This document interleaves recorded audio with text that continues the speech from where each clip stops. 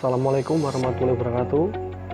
Nama saya Eka Arif Budiono dari kelas PBIA dengan nomor NIM 2042000016. Di sini saya dan rekan-rekan dari kelompok 5 akan mempresentasikan tentang sejarah perkembangan Islam di Andalusia.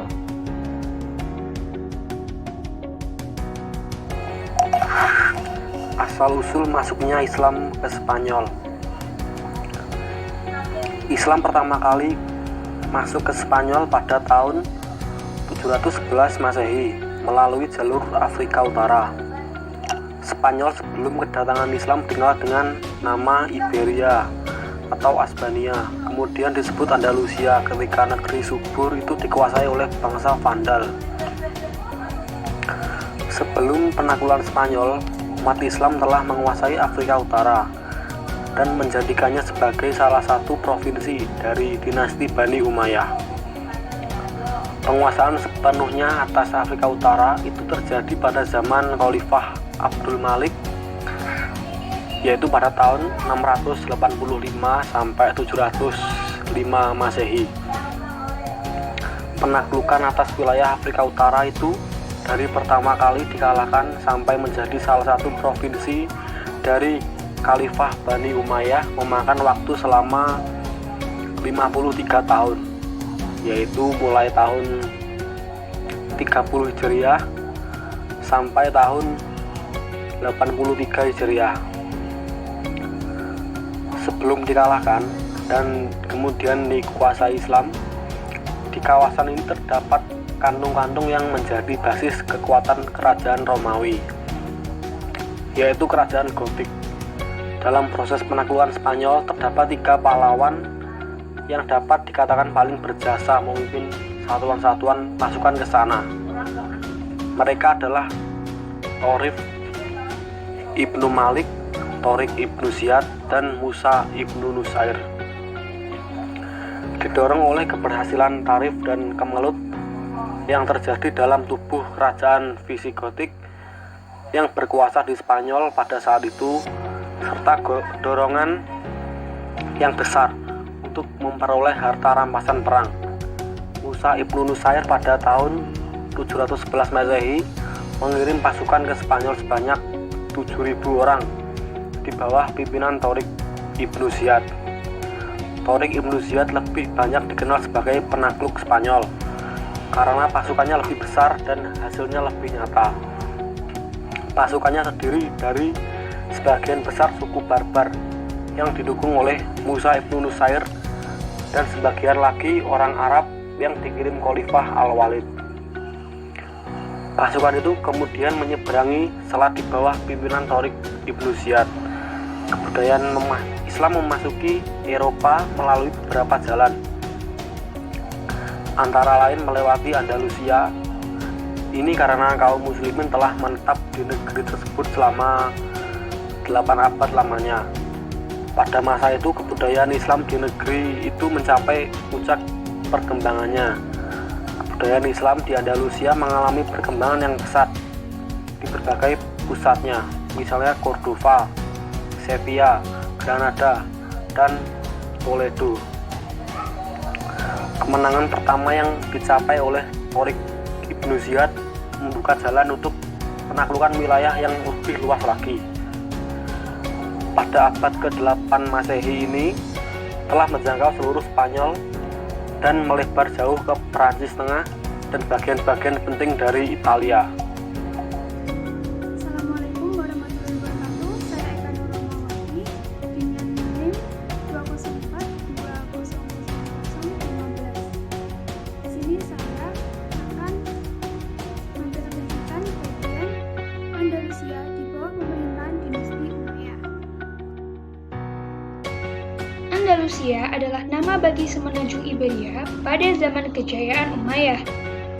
Andalusia berasal dari Vandal yang berarti negeri bangsa Vandal. Karena semenanjung Iberia pernah dikuasai oleh bangsa Vandal sebelum terusir oleh bangsa Gothia Barat pada abad ke-5 Masehi.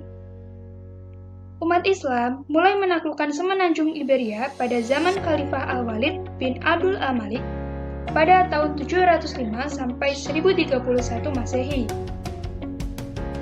Keamiran di Cordoba merupakan sebuah keamiran yang didirikan oleh Abdurrahman Al-Dakhil pada tahun 138 Hijriah atau 756 Masehi yang terletak di semenanjung Iberia dan sebagian kecil Afrika Utara. Keamiran ini beribu kota di Cordoba.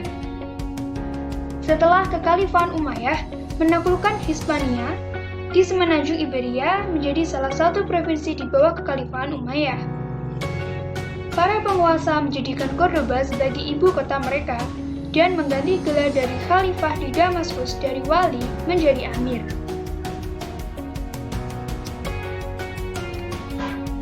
Ada 6 periode sejarah panjang yang dilalui umat Islam di Andalusia.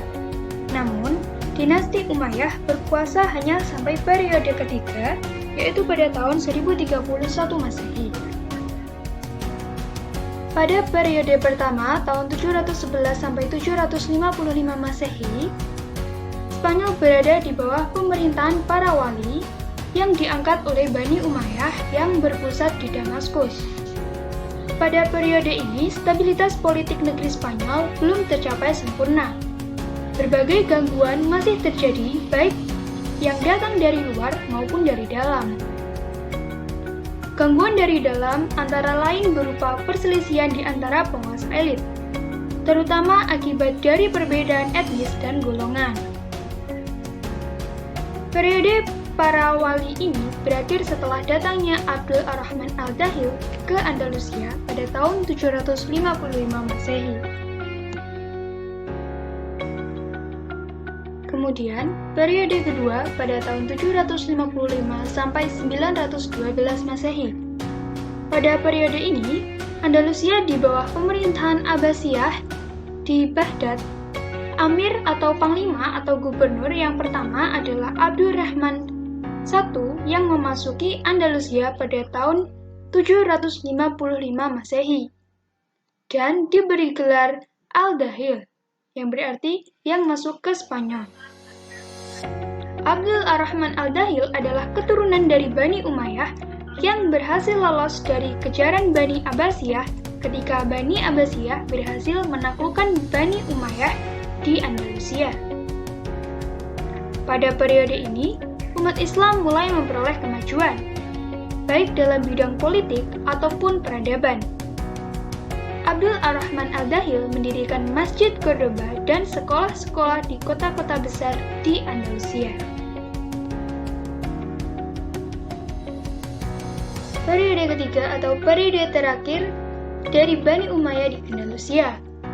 Pada periode ini berlangsung mulai dari pemerintahan Abdul Ar-Rahman III yang bergelar An-Nasir. Pada periode ini, umat Islam di Andalusia mencapai puncak kemajuan dan kejayaan menyaingi Daulah Abbasiyah di Baghdad, terutama di bidang arsitektur. Abdul Ar-Rahman mendirikan Universitas Cordoba dan perpustakaan yang memiliki ratusan buku.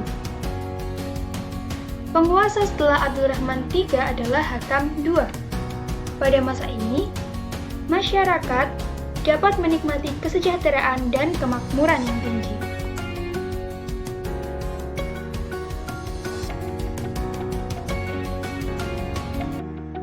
Assalamualaikum warahmatullahi wabarakatuh. Perkenalkan, nama saya Dulce Renzi, nomor 201 Saya akan mempresentasikan tentang kemunduran dan kehancuran Islam di Andalusia. Selanjutnya, kemunduran dan kehancuran Islam di Andalusia. Beberapa faktor yang menyebabkan kemunduran dan kehancuran Islam di Andalusia sebagai berikut. Yang pertama adalah faktor konflik Islam dengan Kristen, yaitu diawali dari kurang maksimalnya para penguasa Muslim di Andalusia dalam melakukan proses Islamisasi. Kemudian, masa kekuasaan setelah Al-Hakam II yang dinilai tidak secakap khalifah sebelumnya. Seperti para penguasa hanya mewajibkan membayar upeti saja dan juga membiarkan umat Kristen menganut agamanya serta menjalankan hukum adat dan tradisi Kristen. Lalu, adanya kehadiran Arab Islam yang dianggap sebagai penjajah, sehingga malah memperkuat nasionalisme masyarakat Spanyol Kristen. Dari itu juga, kehidupan Islam di Andalusia tidak pernah berhenti dari pertentangan antara Islam dan Kristen. Faktor yang kedua, tidak adanya ideologi pemersatu. Dalam politik Bani Umayyah, ketika abad ke-10, perlakuan penguasa muslim terhadap para mu'allaf yang berasal dari umat setempat diperlakukan tidak sama seperti daerah tempat taklukan Islam lainnya. Dan juga kelompok etnis non-Arab seperti etnis Salvia dan Barbar yang menggerogoti dan merusak perdamaian, yang juga menimbulkan dampak besar bagi perkembangan sosiologi ekonomi di Andalusia. Dari hal itu juga menunjukkan bahwa tidak ada ideologi pemersatu yang mengikat kebangsaan mereka. Yang ketiga, faktor kesulitan ekonomi. Pada masa Islam di Andalusia, para penguasa begitu aktif mengembangkan ilmu pengetahuan dan peradaban Islam, sehingga mengabaikan perkembangan perekonomian. Akibatnya, diawali dari kesulitan ekonomi yang memberatkan dan berpengaruh bagi perkembangan politik dan militer. Kemudian musim paceklik yang menyebabkan petani tidak mampu membayar pajak. Lalu, adanya keuangan negara yang tidak terkendali oleh para penguasa muslim. Selanjutnya, faktor yang keempat, tidak jelasnya sistem peralihan kekuasaan yang telah menyebabkan kekuasaan menjadi perebutan di antara ahli waris dan runtuhnya kekuasaan Bani Umayyah serta munculnya Al-Mulukut Tawaif. Dan yang terakhir, faktor keterpencilan. Spanyol Islam merupakan negeri terpencil dari dunia Islam lainnya, dan bahkan kekuatan alternatif pun tidak ada dan juga tidak mampu membendung kebangkitan Kristen pada masanya. Assalamualaikum warahmatullahi wabarakatuh. Perkenalkan, nama saya Adia Faradila, NIM 204200001, akan mempresentasikan tentang transmisi budaya Islam ke Eropa. Yang pertama, transmisi budaya Islam ke Andalusia atau Spanyol. Masuknya Islam ke Spanyol yaitu setelah Abdurrahman Ad-Dakhil berhasil membangun pemerintahan yang berpusat di Andalusia pada tahun 756 Masehi, dan pada pertengahan abad ke-9 Masehi, Islam telah meliputi seluruh Spanyol. Para pencari ilmu dari Eropa Barat telah berduyun-duyun mendatangi Andalusia untuk menimba ilmu. Kejayaan ini mencapai puncaknya pada abad ke-11 Masehi, ketika para ulama dan pakar muslim berdatangan dari Andalusia, dari Irak, Syam, dan Mesir. Oleh karena itu, tidaklah mengherankan jika pada saat kekhilafahan Islam berkuasa, saat itu Spanyol menjadi pusat pembelajaran atau center of learning bagi masyarakat Eropa dengan adanya Universitas Cordova. Universitas di Andalusia atau Spanyol biasa menjadi ajang pertemuan para akademis dan ruang pembacaan publik, tempat untuk membacakan puisi-puisi asli atau menyampaikan pidato. Di Universitas Andalusia ini, banyak kaum intelektual menimba ilmu, dan dari negeri tersebut muncul nama-nama ulama besar seperti Imam Al-Syatibi dan Ibnu Hazm Al-Andalusi. Semaraknya pengembangan ilmu pengetahuan Islam di Spanyol juga diikuti dengan banyaknya perpustakaan tersebar di Spanyol yang jumlah bukunya sangat fantastis. Sejarah mencatat, perpustakaan di Cordova pada abad 10 Masehi mempunyai 600.000 jilid buku. Perpustakaan Al-Hakim di Andalusia mempunyai berbagai buku dalam 40 kamar yang setiap kamarnya berisi 18.000 jilid buku. Sementara ratusan tahun sesudahnya, yaitu abad 15 M, menurut catatan Katolik Encyclopedia, perpustakaan gereja Canterbury yang merupakan perpustakaan dunia barat yang paling kaya saat jumlah bukunya tidak melebihi 1.800 jilid buku. Pengaruh Arab di Sisilia dimulai oleh Roger I dan mencapai puncaknya pada masa anaknya, yaitu Roger II dan Frederick II. Roger II berpakaian layaknya muslim, jubahnya dihiasi karakter-karakter Arab. Bahkan ketika cucunya, William II, berkuasa, beberapa wanita Kristen di Palermo, ibu kota Sisilia, mengenakan pakaian muslim. Di Sisilia, terdapat sebuah universitas yang bernama Universitas Naples yang didirikan oleh Frederick II pada tahun 621 Hijriah atau 1224 Masehi. Universitas ini menyediakan koleksi naskah-naskah berbahasa Arab yang sangat berlimpah. Karya Aristoteles dan Ibnu Rushd diperintahkan Frederick untuk diterjemahkan dan digunakan dalam kurikulum. Salinan terjemahan ini dikirim ke universitas-universitas di Eropa seperti Bologna dan Paris. Salah seorang alumni Universitas Naples ialah Thomas Aquinas, pemimpin Katolik yang terkenal. Pada abad 8 Hijriah atau 14 Masehi dan abad-abad berikutnya, kajian berbahasa Arab dipelajari di universitas-universitas di Eropa, seperti di Oxford dan Paris, tetapi dengan tujuan untuk menyiapkan para misionaris Kristen untuk dikirim ke wilayah-wilayah Muslim. Pada saat itu, banyak diterjemahkan buku dalam bidang astronomi dan matematika. Palermo, ibu kota Sisilia, menjadi tempat kegiatan penterjemahan buku-buku ulama yang diterjemahkan ke dalam bahasa Latin, kemudian dibawa ke Eropa bagian selatan yang kemudian melahirkan Renaissance Italia.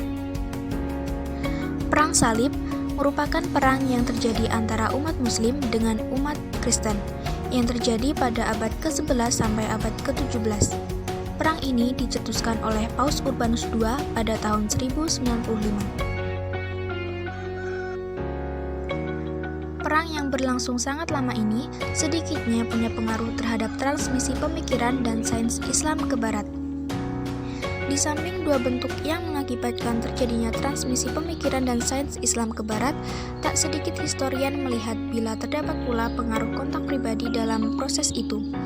Pandangan ini berangkat dari satu kenyataan bahwa sejak penaklukan Syria, Mesir dan Persia oleh ekspedisi-ekspedisi Islam sejak Khalifah Umar ibnu al-Khattab, tak sedikit orang-orang Kristen di Timur atau Bizantium menjalin kontak pribadi dengan orang-orang Islam. Karena semangat liberasi, moderasi, dan toleransi yang dimiliki oleh umat Islam, sehingga orang-orang Kristen tidak menemukan halangan dalam mengikuti kegiatan intelektual dan kebudayaan kaum Muslim. Tak jarang di antara mereka menjadi tokoh-tokoh penting dalam gerakan keilmuan Islam yang lahir kemudian. Mereka pula yang kelak banyak membantu menerjemahkan karya-karya keilmuan Yunani ke dalam bahasa Arab, dan selanjutnya, terutama pada paruh awal abad ke-11, karya-karya terjemahan berbahasa Arab itulah yang diterjemahkan ke dalam bahasa Latin oleh sarjana-sarjana Barat. Konstantinopel berhasil ditaklukkan oleh Muhammad Al-Fatih pada tanggal 29 Mei 1453. Di Konstantinopel ini terjadi kontak antara Muslim dan Kristen Ortodok. Tindakan Turki Utsmani yang toleran terhadap non-Muslim makin membantu terjadinya proses transformasi nilai-nilai Islam ke Barat. Di sini tidak terlalu banyak pengaruh sains Islam terhadap Barat, sebab Barat ketika itu sedang serius mempelajari dan mengembangkan sains Islam yang sudah diboyong 2 abad sebelumnya. Bahkan pada akhirnya Barat melampaui Turki Utsmani.